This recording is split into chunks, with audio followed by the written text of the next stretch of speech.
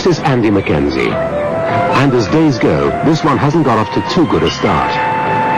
Although he won't be too interested in analyzing it in detail, there is a common factor in each incident. Each one involved falls and falling objects. And although Andy has got off lightly, a recent survey by the HSE has shown that falls, including slips and falling objects, are responsible for nearly 70% of all industrial accidents, and a remarkable 44% of office accidents. A falling object can be anything from a small nut or bolt to a person. But even the smallest object can hurt if it's got sharp corners or edges, or falls from a considerable height. On the other hand, a smooth, rounded shape can cause harm if it's heavy enough, even though it might only fall a small distance. Obviously, the greater the height that something falls, the more time gravity has to accelerate it. Accidents involving falls and falling objects can vary considerably, from not much more than a scrape or bruise, through more serious injuries, to the possibility of someone being killed. There is legislation, the Health and Safety at Work Act 1974, and the Workplace, Health, Safety and Welfare 1992. Regulations that set out to protect people at work. But like all regulations, they're not worth anything unless they're acted upon. And people like Andy and his workmates take advantage of safety equipment and training. Let's take a look at some of the work practices that, if they're used, will keep people safe. Perhaps the most important thing is to avoid becoming a falling object yourself. People are killed and injured every year by falls, from ladders, from scaffolding. And you don't have to fall far to hurt yourself. If you're working more than 2 meters above the ground, then you must take precautions. If you need a ladder to get to where you're working, then it must be securely tied in. And if you're just using a ladder to work from for a short while, then you must get someone else to foot the ladder while you're on it. There's a best angle for a ladder. It's about 70 degrees, about 1 in 4, setting the foot of the ladder out 1 meter for every 4 vertically.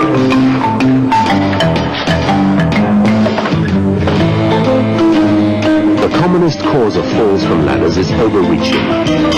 Don't be tempted, even if there's just a little job to do and you can almost reach it. Take the time to come down and reposition the ladder. For longer-term work, there'll be scaffolding, or there might even be a permanent working platform. But whichever structure is employed, you'll be protected by handrails or barriers that are referred to as fencing by the legislation. And remember that there should always be toe boards fitted, so that you don't inadvertently kick something off onto someone beneath. If you're going to be working at height for a short time, then there are fall arresters and safety harnesses to use. There's no point in having an arrestor unless it's securely attached to something that will take your weight if you fall. And if you wear a harness that's fitted wrongly, you may injure yourself anyway. If you're not sure, ask your safety officer or supervisor.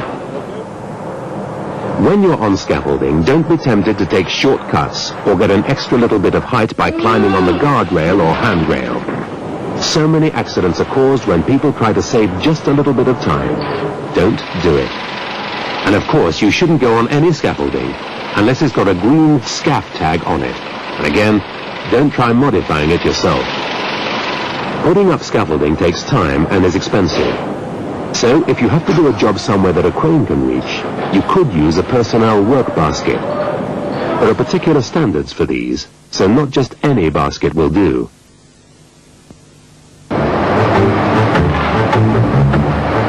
It's often very tempting to use a pallet on a forklift truck as a quick and easy way to gain height. It's also a quick and easy way to become a falling object when the forklift stops and you don't.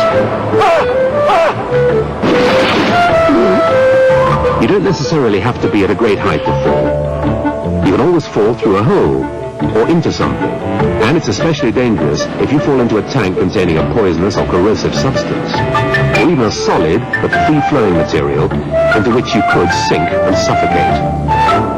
A high degree of protection is needed around tanks or pits where you might fall into a dangerous substance. And if a fence has to be removed for maintenance or some other reason, it's important that temporary protection is provided. Protection must also be provided if you make a temporary hole, in a deck grating, for example. Always put a barrier around an opening if you have to leave it open, or cover it with wooden planks or a steel plate. And make sure that they're secure and are not going to be a trip hazard. Remember too, that warning signs must always be posted.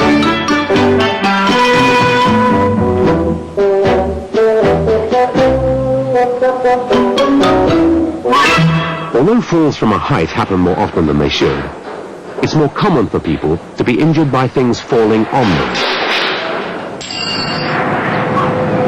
So what can you do to make sure it doesn't happen to you, even though there's not much you can do about passing seagulls? Being targeted like this is a great source of amusement for everyone, except the unfortunate victim. And luckily, Andy's pride is the only thing that's been hurt. But if this had been a spillage of a more toxic substance, things could have been much more serious. First of all, always wear the right gear, a helmet and safety boots or shoes. Then always be aware of the danger. If there are signs to keep you away from where people are working overhead, then obey the signs. Don't be tempted to take a shortcut.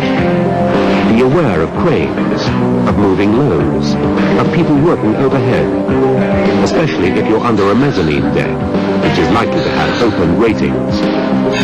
Although you can protect yourself to some extent from falling objects, it's much more important to make sure you aren't responsible for something dropping on someone else.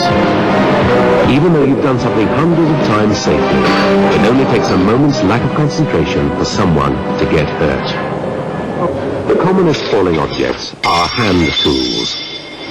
Putting tools in your pockets is a natural enough thing to do. But if you bend over, anything in your top pocket is going to fall out. And when you're climbing up a ladder or squatting down to pick something up, your trouser pockets will empty out. Don't use your pockets. Get a proper tool belt and keep your tools properly clipped and fastened in it. If you can't get a tool belt, then as a temporary measure, and that's all it is, you can tie your tools on, but obviously not too many, to make sure there's no chance that they'll get in your way or trip you up.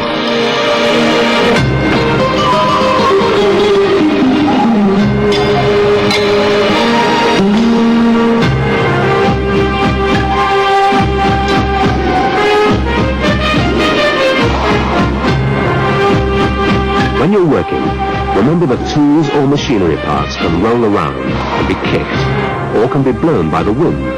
So work tidily. And if you have to leave a job, then make everything secure, or take your tools with you. There's always the chance that something might get left inadvertently. And of course, they won't have been secured, so it's especially dangerous. It's good practice for all the tools and equipment being taken aloft to be listed so that they can be checked off at the end of the job, highlighting any missing items. Open grating floors are an obvious hazard. Tools or parts can fall through, and the chances are there'll be a walkway underneath. Remember, even small objects can cause serious injury, so take the time to get a sheet of cardboard or plywood to work on. One of the commonest causes of injury, to you or someone below, is something as simple as a spanner slipping off a nut. You're probably reaching a bit, you're putting some weight into it, and suddenly you're completely thrown off balance. You might fall yourself, but there's a good chance you're going to drop the spanner. So make sure the spanner, or any other tool for that matter, isn't worn and is the right tool for the job. Just one other thing about falling objects. In the wintertime in the North Sea, lumps of snow and ice can build up on a structure and can then be dislodged by the wind or by helicopter downdrafts.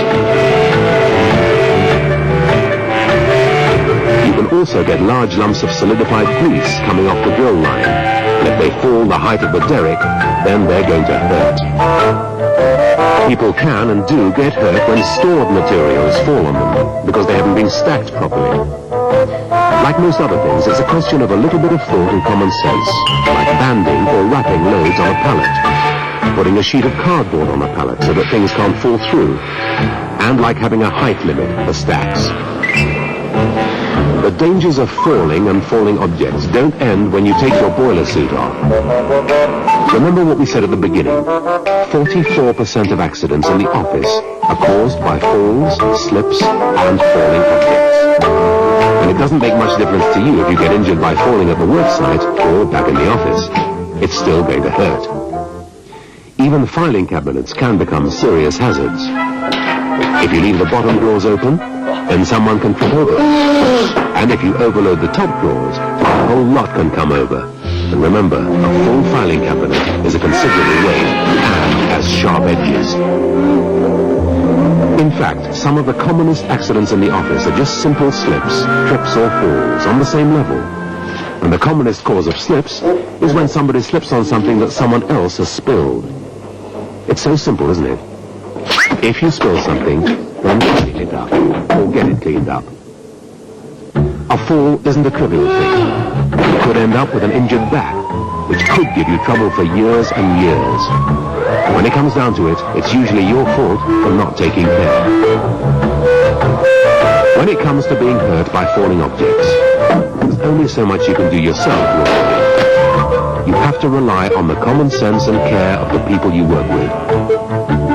But if it's you that's working aloft, it means that the people you work with depend on you to take care. So, make sure you do.